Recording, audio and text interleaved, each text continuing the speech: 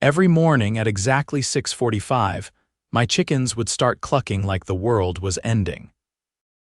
And every morning, I'd look out my kitchen window and see the same ridiculous scene: Nancy Newell, the HOA secretary and self-appointed neighborhood wellness coordinator, walking off with a basket of my eggs like she just paid for them at the farmer's market. She never asked, never knocked.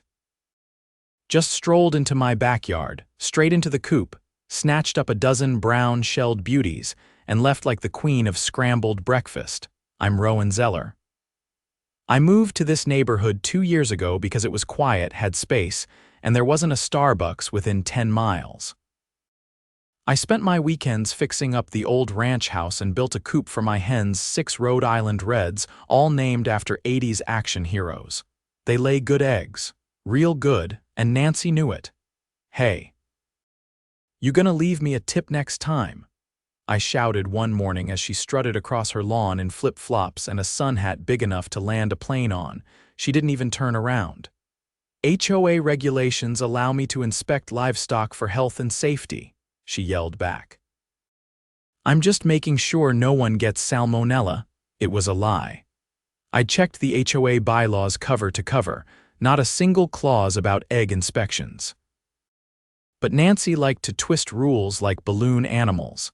And since she was best friends with the HOA president, some guy named Doug, who I swear has never made eye contact with anyone, nobody ever challenged her, until me. I started locking the coop. She cut the padlock. I installed a motion sensor alarm. She ripped the batteries out and left them on my porch with a sticky note that said, "Too sensitive." I called the HOA complaint line. The voicemail was full for 3 weeks straight, so I started documenting every visit, every stolen egg. I even caught her on camera balancing a dozen in her arms like she was in a grocery store commercial. That's when I got an idea. I didn't want to hurt her, just send a message. And that message came in the form of a black and white stink machine I found waddling around the side of the road near the creek, probably lost, cold and angry at the world. A skunk. I named him Winston. With a pair of gloves, a cat carrier, and more patience than I knew I had, I coaxed Winston into the coop one evening and left the door open just a crack. Just enough for Nancy to think she was pulling her usual morning heist. At 6:45 sharp the next morning, the clucking started. I stood at the window, sipping coffee, waiting. Nancy strutted into the yard like she owned it, opened the coop door, and then the screaming started. Nancy's screech tore across the neighborhood like a banshee caught in a garbage disposal. I nearly dropped my coffee. Curtains flew open on 3 houses. A lawn sprinkler turned on mid-cycle, probably from someone fumbling with their smart home controls in a panic. And there was Nancy, halfway across my yard, flailing backward from the coop like she'd been hit with a cattle prod. Winston burst out behind her, tail raised like a furry little cannon, and Nancy went down hard in the grass. She scrambled on all fours, trying to crawl away, but Winston wasn't chasing, just waddling calmly, mission complete. I stepped onto the porch, keeping a safe distance. "Need animal control, Nancy," I called. She spun around, face twisted like she'd bitten into a lemon soaked in vinegar. "You planted that thing, that's illegal. You'll be hearing from the HOA. You were trespassing." "Again," I said, "and stealing." "You want to file a report? I'd be happy to meet you down at the station." She didn't answer, just staggered to her feet, clutching her arm like she'd scraped it on the coop door. With her sun hat hanging around her neck by the strap, she looked less like royalty and more like a disgraced rodeo clown. She stormed off without another word, but I knew that wasn't the end of it. Nancy didn't get humiliated quietly. By mid-afternoon, a letter appeared duct-taped to my mailbox. Not mailed, duct-taped. It was typed, which was unusual for her. She loved her glitter pens, and it was printed on HOA letterhead. The kind with the little acorn logo that looked like clip art from the early 90s. It read, "Dear resident, as per clause 14.3.6 of the East Willow Creek Homeowners Association Covenant, all residents must ensure their property is free of hazardous wildlife. Your recent harboring of a wild animal constitutes a breach of community safety and will result in a fine of $1,200, effective immediately. Failure to comply will result in further action, including potential foreclosure proceedings. Regards, Douglas N. Hartley, President, East Willow Creek HOA. I read it twice, then laughed once. Doug had never written anything that coherent in his life. Nancy clearly drafted it and forged his name. That was a felony. I folded the letter carefully, took a photo, and called a friend of mine who worked in the county clerk's office. "Nancy's impersonating HOA officers now," she said after reading the image I sent. "That's document fraud. You want someone on that?" "No, not yet," I said. "Let's see how deep this rabbit hole goes." That night, I went through my security camera footage again, not just of Nancy's Coop visits, but everything from the past 6 weeks. I wanted a timeline. I ended up finding something I hadn't noticed before, at least 4 other mornings where Nancy left my yard with 2 baskets. One with eggs, the other with what looked like produce.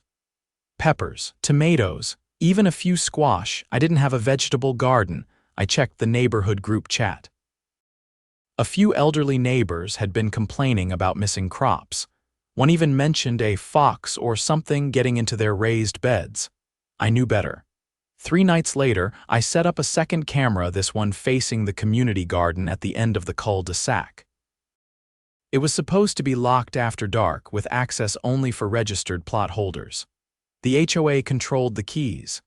But at 1:30 in the morning, Nancy strolled in with a flashlight and a tote bag. She picked cucumbers for 20 minutes, then left, caught red-handed. I sent the footage anonymously to 3 neighbors I trusted. By the next morning, it had been shared over 40 times and ended up on the local Facebook group.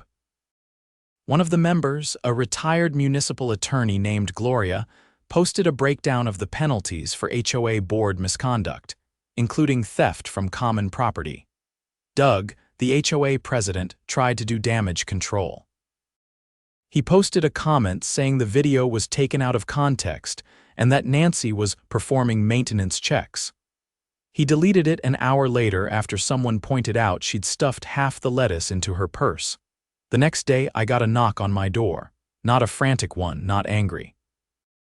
Just a slow, deliberate 3-tap rhythm. I opened it to find a man in a charcoal gray suit holding a leather folder. "Rowan Zeller?" he asked. "That's me." He handed me a business card, County Code Enforcement Division. "We received a report alleging illegal animal harboring on your property." "I'd like to take a look." I stepped aside and waved him in.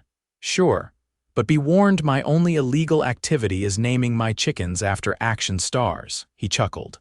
"Mind if I check the coop?" We walked out back. Winston was long gone, released near the reservoir the same night of the incident. The chickens were clucking peacefully, unaware they'd been part of a sting operation. The inspector looked around, jotted notes, asked about feed sources, water systems. Finally, he looked up. "Mind if I ask why someone would accuse you of harboring a skunk?" "Because I caught someone stealing from me, and they didn't like being exposed," he nodded slowly. "That matches what we're hearing. You're not the only complaint. We've had 3 others this week involving the same name." He left after snapping a few pictures. I figured that was the end of the visit. But 2 days later, I came home to flashing lights. A patrol car and a county code enforcement vehicle were parked outside Nancy's house. Doug was on the sidewalk, arms crossed, looking like someone had just told him his golf cart got towed. Nancy was being escorted to the back of a cruiser, not in cuffs, but definitely not voluntarily. A neighbor across the street was filming. I kept walking, didn't say a word. But as I reached my porch, a voice called out, "You think this is over?" It was Doug. His voice cracked halfway through. "You've made a lot of enemies." I turned, leaned on the railing. "Enemies." "Doug, I haven't even gotten started yet." He took a step forward, but the officer near the cruiser gave him a look that made him freeze. Later that night, I got a call from Gloria, the retired attorney. "Just thought you'd want to know," she said. "Nancy's being charged with petty theft, trespassing, and falsifying HOA documents. and there's an emergency board meeting scheduled for Friday to vote on her removal. I didn't say anything for a second. Then, "You going?" "Oh, I'm not just going," she said. "I'm bringing copies of the bylaws, the property deeds, and a motion to audit the HOA's finances for the past 3 years. I think you've started something big here, Rowan." I hung up and looked out over the yard. The coop was quiet. The hens were roosting. The sky was dark, but the stars were out. And for the first time in months, it felt like peace might actually be possible on this street. Friday evening arrived with the kind of tension you could feel in your gums. The emergency HOA meeting was scheduled for 6 sharp in the community center, the same squat brick building we used for everything from potlucks to voter registration.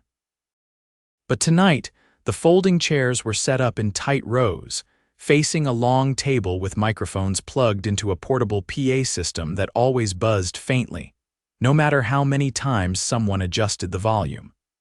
I arrived 5 minutes early and found the place already packed.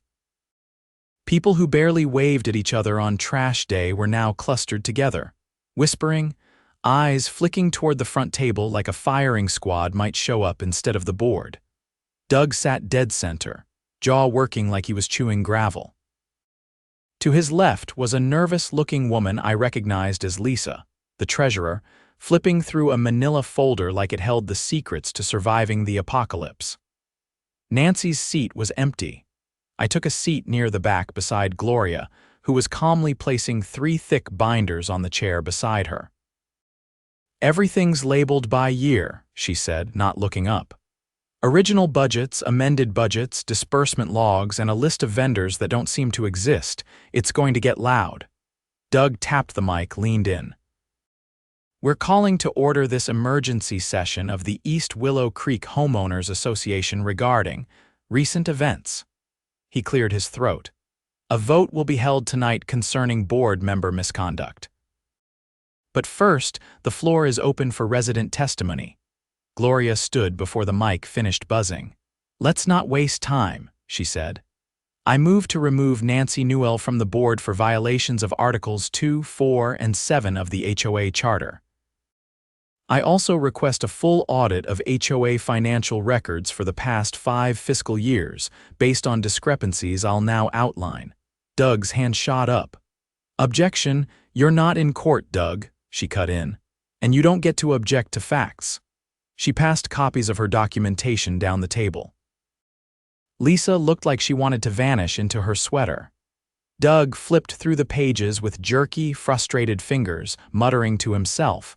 A man in the front row stood up. "I want to speak." He was older, maybe mid-60s, with a slight limp and the deep tan of someone who spent more time in his garden than his house. "Name's Wesley.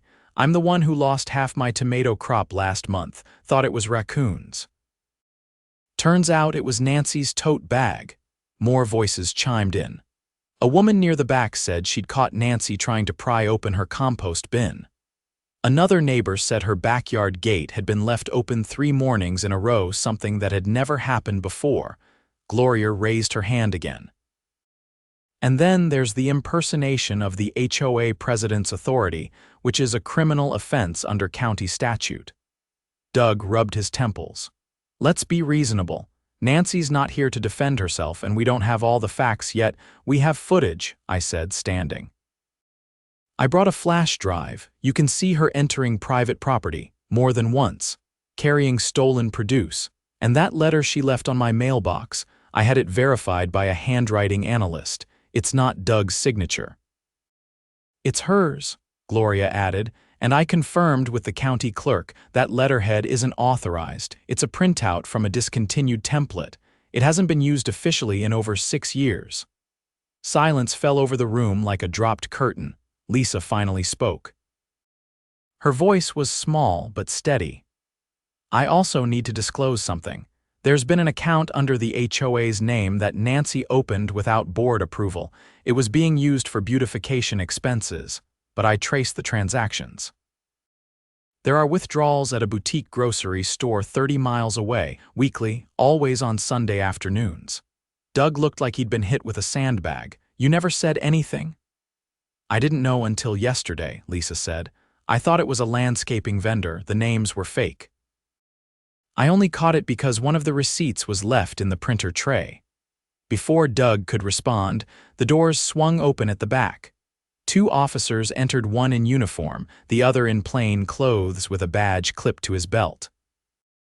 They walked straight to the front, ignoring the buzz of whispers rising behind them. "Douglas Hartley?" the plainclothes officer asked. Doug stood slowly. "Yes, I'm Detective Kern, County Financial Crimes Unit. We need to speak with you about the management of HOA funds and your knowledge of secondary accounts. You're not under arrest, but you are currently named in an investigation." Doug's mouth opened. No words came out. The uniformed officer added, "We'll also need access to all board records and digital files before the end of the week. You've been served with a preservation order." Doug sat back down like his legs had quit. The microphone picked up the soft creak of the folding chair under his weight. The detective turned to the room. "Anyone with relevant information can provide a statement tonight. We've set up a table outside. If you've filed complaints previously or were contacted by board members under suspicious pretenses, we'd like to hear from you." They exited as quickly as they came, leaving behind a room full of stunned silence. Lisa stood. "I move for a complete suspension of HOA leadership until the investigation concludes. I'll volunteer as interim coordinator. We'll hold new elections with oversight from the City Housing Council." All in favor, nearly every hand went up. Doug didn't raise his. He just stared at the table like it might swallow him whole. After the meeting, Gloria and I stepped outside into the cooling night air. The sky had turned that deep, soft blue that only shows up after the storm passes but before the stars settle in. "You think they'll find more?" I asked. "They always do," Gloria said. "People like Nancy don't stop at eggs and lettuce. They escalate because no one stops them early. But this time, someone did." A few neighbors lingered in the parking lot, chatting with the officers, handing over flash drives or printed screenshots.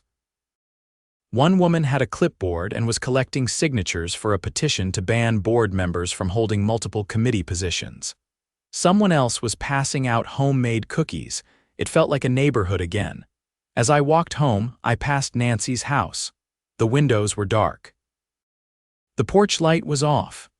A notice had been taped to her door by the city inspector's office, unreadable from the sidewalk, but official looking with a red stamp across the top. I didn't stop. The hens were quiet when I got back. I checked the coop, refilled the water, and tossed them some leftover cornbread. They pecked happily in the straw, blissfully unaware that their eggs had just helped take down a criminal enterprise disguised as a homeowners association. Back inside, I sat at the kitchen table, opened my laptop, and typed out a short message to the neighborhood forum. An offer for anyone who wanted to start a community garden co-op run by residents, not the board. No dues. No nonsense. Just fresh food and mutual respect. The responses started rolling in before I could finish washing the dishes. The Saturday after the HOA meeting, I woke up to silence. No clucking, no yelling, no footsteps crunching through my grass. Just the low hum of wind through the trees and the faint chirp of birds that hadn't been replaced by leaf blowers. It was the kind of quiet that made you realize how much noise you'd learned to live with. I stepped outside with a mug of coffee and checked the coop. The girls were fine, pecking around like they hadn't just helped dismantle a neighborhood dictatorship. I scattered some feed and left the gate open. Nobody was going to mess with them anymore. Around noon, Gloria showed up at my door holding a thick envelope and a small box. "Everything's falling into place faster than I expected," she said. "The county prosecutor moved fast once they saw the accounts, and this," she held up the box, "this is for you." From the neighborhood. Inside was a small brass plaque engraved with, "In recognition of outstanding service to poultry and people." I laughed hard enough to choke on my coffee. "I told them a plaque was overkill," Gloria said. "They wanted to get you a riding lawn mower." I set the box down. "So what's the latest?" Is Doug still pretending he didn't know anything? Not anymore, she said. The detectives tracked a vendor trail from the fake beautification account. Turns out Doug's brother-in-law had been posing as a landscaping company. They've been funneling HOA funds into personal accounts for almost 4 years. They were laundering through mulch, I muttered. That's a new one. Mulch, fake tree lighting projects, even a phantom playground upgrade that never happened. The city's building inspector confirmed there were no permits, no contractors, no invoices, just digital signatures from Nancy and Doug. Anyone else involved? Lisa's clean, Gloria said. She's the one who turned most of it over, but the vice president, Alan, he's been dodging calls. They're looking into him next. I leaned against the porch post, staring out at the street. A for sale sign had popped up in front of Nancy's house overnight. The realtor's logo was one I recognized. They handled foreclosures. Think they'll actually serve time? Nancy's looking at least 3 felony charges, Gloria said. Doug might cut a deal, but the fraud is too extensive to ignore, and the county's making an example out of them. There's a new task force for HOA oversight now. They're already reviewing the top 10 most complained about associations in the county. I let that sink in. So we might actually start seeing some accountability. For once, yeah. That evening, the neighborhood came alive in a way I hadn't seen since I moved in. A few families set up folding tables in the cul-de-sac. Someone dragged out a smoker. Kids rode bikes in looping circles while adults passed around paper plates stacked with ribs and biscuits. And nobody mentioned the HOA, not once. Lisa stopped by near sunset, holding a clipboard and a cautious smile. We're putting together a new interim council, she said. No president, just a rotating chair system, transparent public meetings. We'll post the minutes online, and no more fines without documented violations and resident input. That's surprisingly democratic, I said. We figured it was time we served the neighborhood, not ruled it. As the night wore on, I noticed something else. People had started unlocking their gates again. Garden tools leaned against fences, bikes sat propped up beside porches. There was trust again. Tentative maybe, but real. 2 weeks later, I was called to testify at the county hearing. Not in court, just an administrative session where the charges were formally reviewed for prosecution. I brought all my footage, the forged letter, and a timeline of events. The assistant DA was young, sharp-eyed, and full of questions. Can you confirm the date you captured the footage of the subject entering your property without consent? June 3rd, 6:46 a.m., I said. She took 11 eggs and a bundle of kale she didn't plant. And the letter taped to your mailbox. Who delivered that? She did. I watched her from my window. It was typed and signed with Doug's name, but I had it analyzed, not his handwriting. He nodded. We've reviewed the HOA bylaws. There's no clause allowing warrantless inspections, egg collection, or property entry without notice. Correct, I said. She made it all up. The DA's office thanked me for my cooperation and promised I'd be updated. A week later, I got a letter confirming the following. Nancy was being charged with 2 counts of forgery, 3 counts of theft, 1 count of trespassing, and 1 count of impersonating a public official. Doug faced multiple charges of embezzlement, conspiracy to commit fraud, and breach of fiduciary duty. But the part that really made me pause was the final paragraph. Due to the scale of the misconduct, the HOA is being subjected to full dissolution proceedings under County Statute 4.13.2. A temporary administrator will manage community affairs until a new governance structure is implemented. In plain English, the HOA was being dismantled. Completely. At the next neighborhood gathering no longer called meetings, just potluck nights. Lisa announced the plan.